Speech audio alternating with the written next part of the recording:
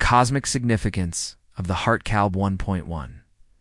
Introduction to the problem of modernity and the heart.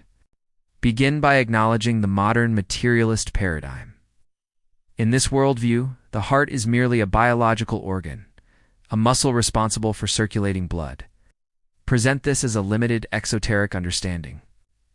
Contrast this with the spiritual reality recognized across many traditions, and especially within Islamic spirituality and Sufism, where the heart qalb is the most crucial organ of spiritual perception and intellectual depth. Frame this as an intellectual and spiritual crisis, a loss of the inner dimension of human existence. 1.2. Etymological and Quranic understanding of the qalb. Delve into the linguistic roots of the term qalb. The root taqlub means to turn or change. This is not a static organ, but a dynamic one, constantly turning between states of purity and impurity, light and darkness, remembrance and heedlessness. This inherent instability is its greatest challenge and its greatest potential. From the Quran, demonstrate how Allah uses the term qalb in a metaphysical sense.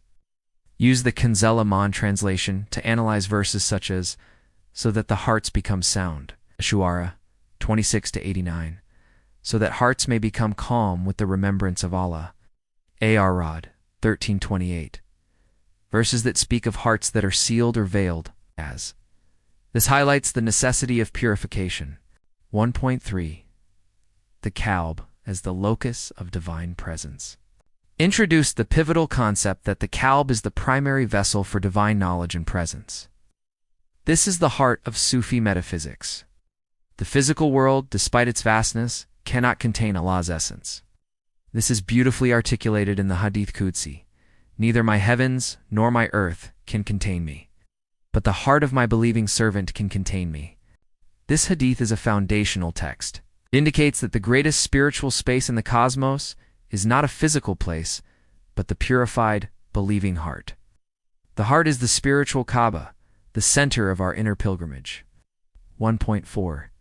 The relationship between the qalb, ruh, and nafs provide a clear and nuanced explanation of the three core spiritual components of the human being. The nafs, the self, the ego or lower self, which is the source of base desires and worldly inclinations. The ruh, the spirit, the divine breath of life, the spiritual essence breathed into humanity by Allah. It is the pure, unblemished connection to the divine. The qalb, the heart, the intermediary between the nafs and the ruh. Its state determines whether the individual is dominated by the ego or guided by the spirit. Explain that the goal of the spiritual journey is to move the heart from a state of being veiled by the nafs to a state where it is a clear mirror for the ruh, reflecting the divine light. This is a process of tofeya purification and tatska growth. 1.5. Conclusion of Section 1. Summarize the key takeaways. The heart is a dynamic, spiritual organ. It is the most sacred space in the cosmos, and its condition dictates the state of our spiritual health. This sets the stage for the next section, which will explore the specific methods of its purification. Section 2. Purification and the stages of the heart. 2.1. The Hadith of the rust and the need for purification. Begin this section by introducing the concept that the heart is not inherently pure, but is susceptible to spiritual decay. Reference the powerful Hadith, which likens the heart to a polished mirror that can be covered in a layer of rust due to sin and heedlessness. This analogy is central to Sufi thought, as it establishes the need for constant vigilance and spiritual effort. The rust on the heart is not physical, but a metaphysical darkening caused by worldly attachments, negative character traits, and sinful acts. 2.2. The spiritual ailments of the heart, embark al-Qalb. Deepen the analysis by categorizing the spiritual diseases that afflict the qalb. These are not abstract concepts, but real spiritual ailments that block the heart from receiving divine light.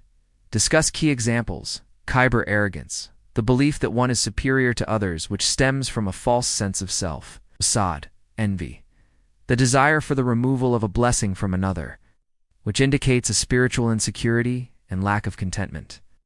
Hypocrisy, performing acts of worship for the sake of worldly praise, which pollutes the intention and nullifies the spiritual benefit.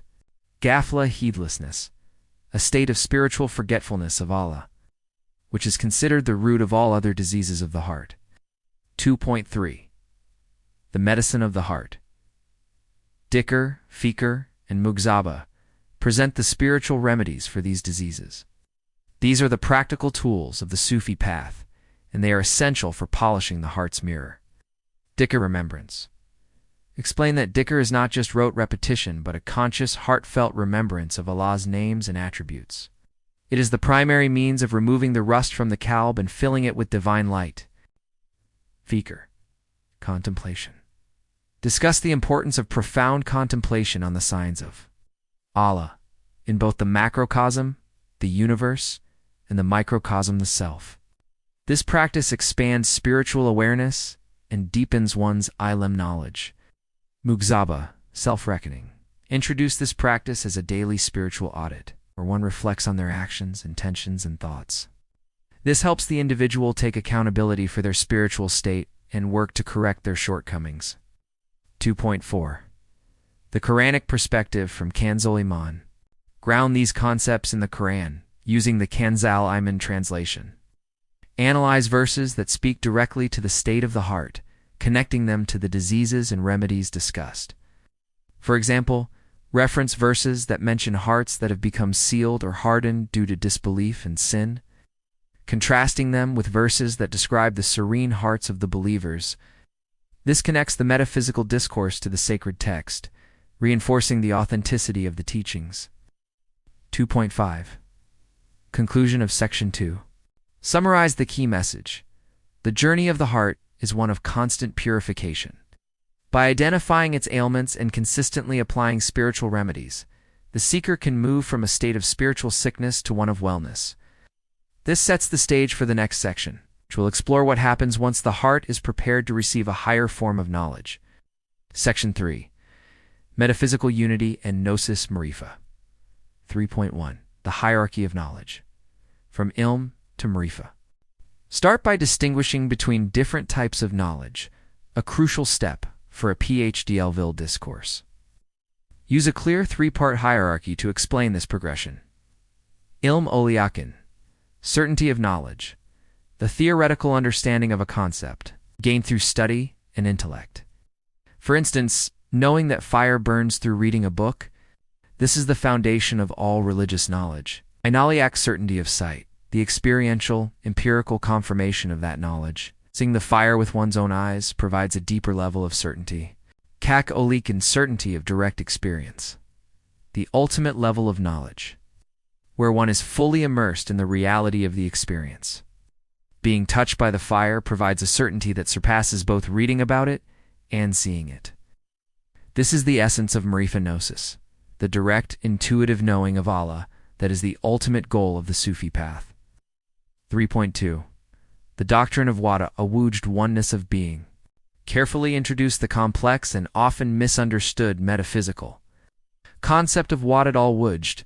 Emphasize that this doctrine is not pantheism, the belief that Allah is creation, but rather the understanding that all of existence emanates from and is a manifestation of the one divine source. Use an illustrative analogy, such as the relationship between the sun and its rays. The rays are not the sun, but they are inseparable from it and are the means by which the sun's light and heat are experienced. Similarly, creation is a manifestation of Allah's names and attributes. 3.3.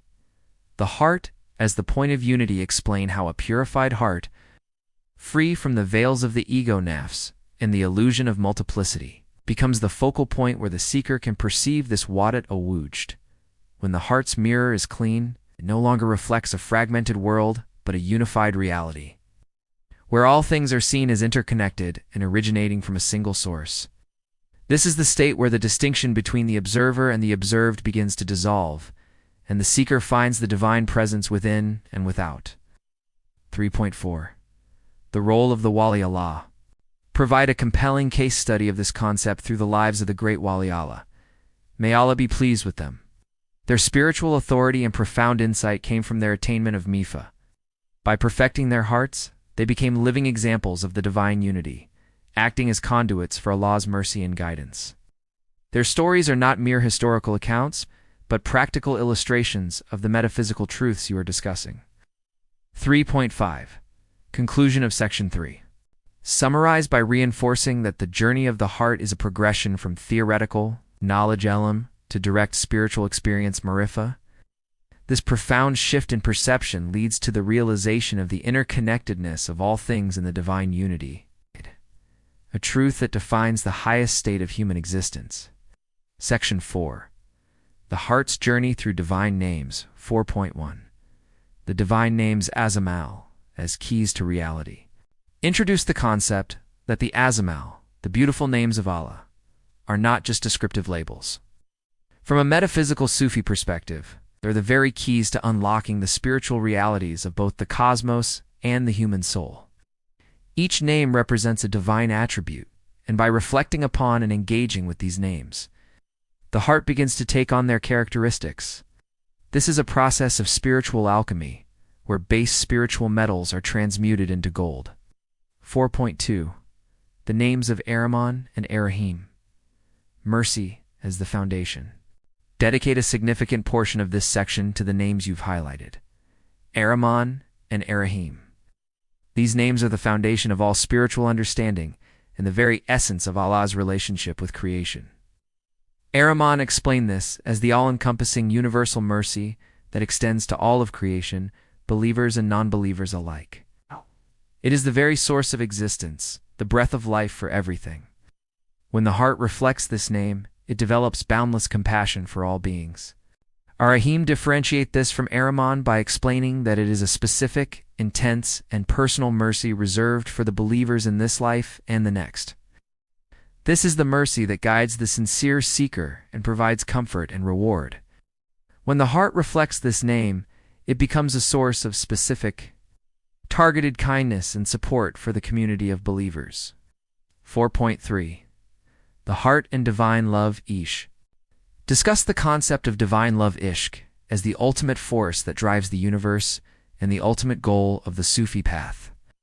Frame this as a love story between the servant and the Lord, a love that purifies and transforms the heart. Quote Rumi or other prominent mystics on this theme to add a poetic yet profound dimension to your lecture. 4.4. The Heart in the Kanzul Iman translation. Ground this discussion in the Quran using the Kanzul Iman translation. Analyze verses that speak of Allah's love, mercy, and compassion. Connect these verses directly to the transformation of the heart. Show how a purified heart is not just a passive recipient of these divine attributes, but an active mirror that reflects them back into the world, demonstrating the love of ArRahman and arraheem in its actions. 4.5. Conclusion of Section 4. Summarize by emphasizing that the journey of the heart is one of embodying the divine names. By focusing on ArRahman and arraheem, the heart learns to love and have mercy. This spiritual transformation is the key to both inner peace and outward ethical behavior, which sets up the final section perfectly. Section 4.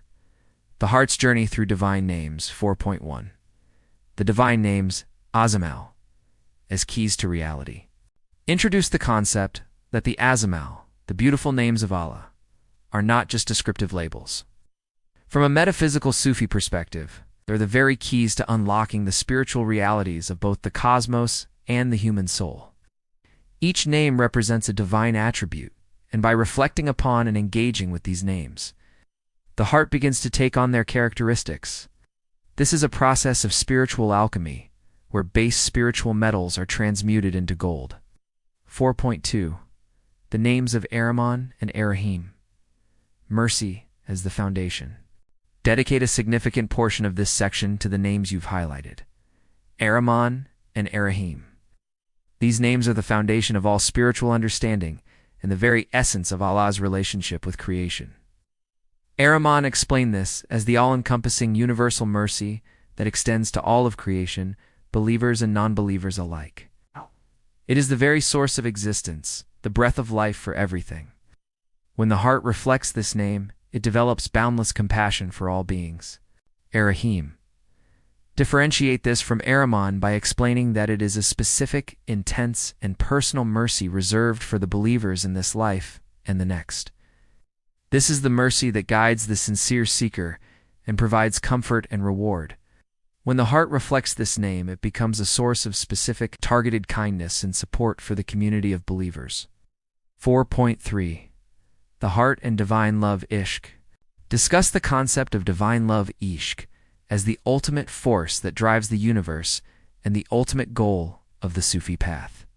Frame this as a love story between the servant and the Lord, a love that purifies and transforms the heart.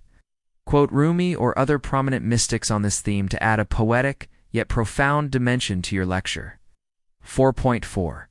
The Heart in the Kanzul Iman translation. Ground this discussion in the Quran using the Kanzul Iman translation. Analyze verses that speak of Allah's love, mercy, and compassion. Connect these verses directly to the transformation of the heart. Show how a purified heart is not just a passive recipient of these divine attributes, but an active mirror that reflects them back into the world, demonstrating the love of arraheem and arraheem in its actions. 4.5.